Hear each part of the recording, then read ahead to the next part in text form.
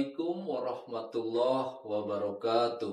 Alhamdulillah, assalatu wassalamu ala rasulillah wa ala alihi wa sahbihi wa mawalah, amma ba'du. Pertama dan yang paling utama, marilah kita selalu panjatkan puji syukur kehadirat Allah Subhanahu wa Ta'ala atas segala limpahan rahmat dan karunia-Nya, sehingga kita semua masih diberikan kesehatan, nikmat iman dan Islam, sehingga kita masih bisa bersama-sama untuk dapat melaksanakan kegiatan di hari. Salawat beriring salam semoga senantiasa selalu tercurahkan kepada junjungan kita Nabi besar Muhammad Sallallahu Alaihi Wasallam.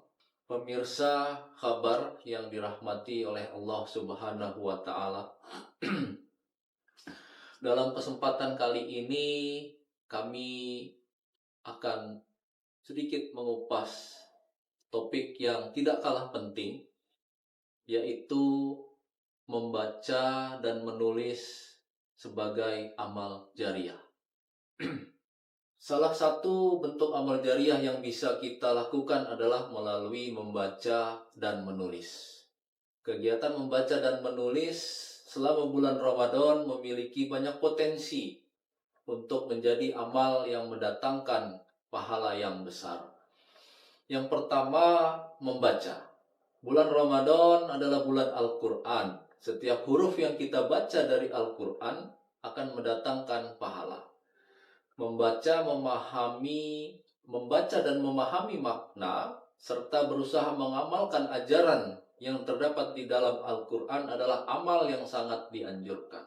Selain Al-Quran, membaca buku dengan tema-tema yang inspiratif atau yang memberikan pengetahuan baru dapat memperkaya ilmu dan pengetahuan kita.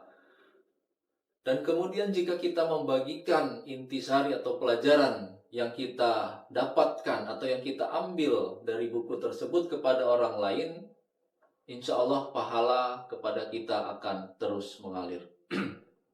Yang kedua, menulis.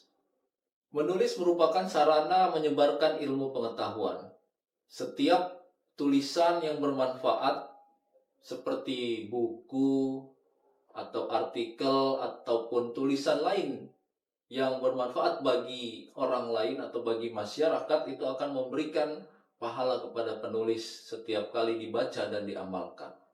Jika kita memiliki pengetahuan tentang berbagai hal, baik pengetahuan agama maupun non-agama, kemudian menuliskannya dalam bentuk artikel, buku, atau catatan yang bermanfaat bagi orang lain, dapat menjadi kontribusi yang berharga bagi orang lain, maka setiap orang yang mendapatkan manfaat dari tulisan-tulisan kita tersebut akan memberikan kita pahala yang terus-menerus. Pemirsa, kabar yang dirahmati oleh Allah Subhanahu wa Ta'ala, membaca merupakan fungsi yang paling penting dalam hidup, dan dapat dikatakan bahwa semua proses belajar didasarkan pada kemampuan membaca. Belum ada sejarah yang tercatat di dunia bahwa seseorang yang cerdas itu memiliki daya intelektual tinggi padahal tidak suka membaca. Itu belum pernah ada. Atau pengetahuan yang didapatkan dari hanya berdiam diri, itu pun belum pernah ada sejarahnya. Betapa luas ilmu Allah Subhanahu wa Ta'ala dan betapa sempit ilmu yang dimiliki oleh manusia. Allah berfirman dalam surat Al-Alaq ayat 1-5,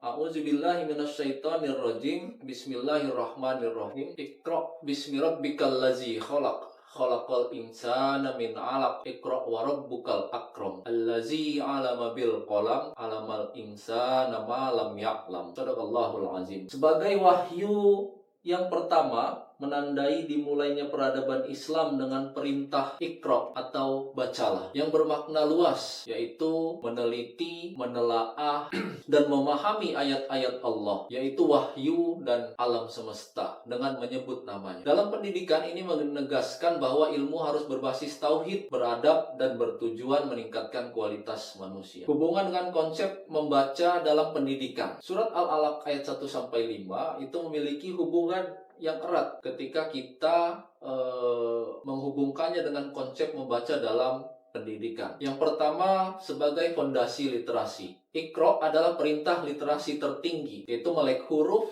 melek informasi, dan peradaban untuk menguasai dunia. Yang kedua, integrasi ilmu. Pendidikan tidak memisahkan ilmu sains atau umum dan agama. Namun keduanya adalah cara memahami tanda-tanda kebesaran Allah Subhanahu wa taala. Yang ketiga, adab belajar, yaitu pendidikan karakter. Membaca harus diawali dengan niat suci, Bismillah, yang membentuk karakter hormat, patuh, dan santun. Yang keempat, budaya ilmiah, yaitu mendorong penggunaan kecerdasan dan penalaran secara konsisten untuk merenungkan keagungan Allah Subhanahu wa taala. Dan yang kelima, tanggung jawab intelektual. Ilmu yang diperoleh melalui proses membaca dan menulis, yaitu literasi dan riset, sebagai kunci utama pendidikan, di mana ilmu pengetahuan menjadi sarana untuk mengenal pencipta dan membangun kemuliaan manusia. Perintah membaca tersebut dimaksudkan agar kita manusia banyak membaca, menelaah, memperhatikan alam raya, serta membaca buku-buku ilmu pengetahuan dalam rangka mempersiapkan diri untuk bermanfaat bagi masyarakat agar menjadi manusia yang beriman, berilmu, dan beramal soleh, mengamalkan ilmu yang kita peroleh sesuai ajaran agama Islam. Selain itu, fungsi membaca dalam konsep pendidikan Islam adalah menambah pengetahuan intelektual dan menambah keimanan bahwa ilmu Allah Subhanahu wa taala sangat luas dan pengetahuan manusia itu sangat sempit. Pemirsa, kabar yang dirahmati oleh Allah Subhanahu wa taala, kita perlu memahami bahwa membaca dan menulis bisa menjadi sarana untuk menyebarluaskan ilmu. Dalam Islam, ilmu sangat dihargai. Allah berfirman dalam Al-Qur'an, Bismillahirrahmanirrahim, yarfa'illahu allazina amanu minkum wallazina utul ilma darajah. Dan Allah akan mengangkat orang-orang yang beriman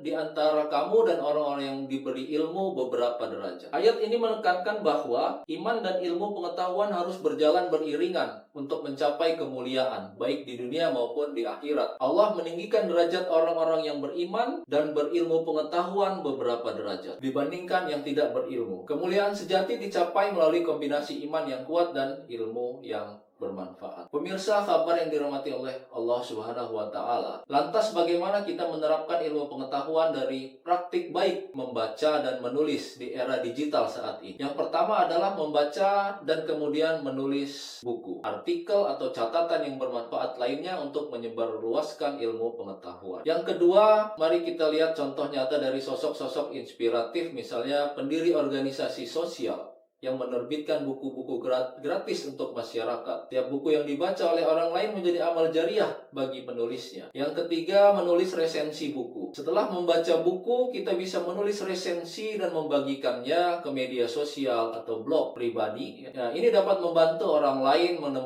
menemukan literatur yang bermanfaat, membantu mereka untuk mendapatkan ilmu pengetahuan. Yang keempat, membuat konten edukasi. Di era digital ini kita bisa membuat konten edukasi seperti video, artikel, atau infografis berdasarkan bacaan. Konten-konten yang bermanfaat akan terus memberikan pahala selama orang lain menikmati dan menerapkan ilmu yang diberikan. Kelima, membaca buku-buku yang bermanfaat untuk meningkatkan kompetensi dan kualitas diri. Misalnya buku tentang pengembangan diri atau keahlian tertentu. Insya Allah setiap ilmu yang kita peroleh dari membaca, kemudian kita amalkan dan menjadi manfaat bagi orang lain. Terakhir, mari kita ingat pentingnya niat saat menulis dan membaca.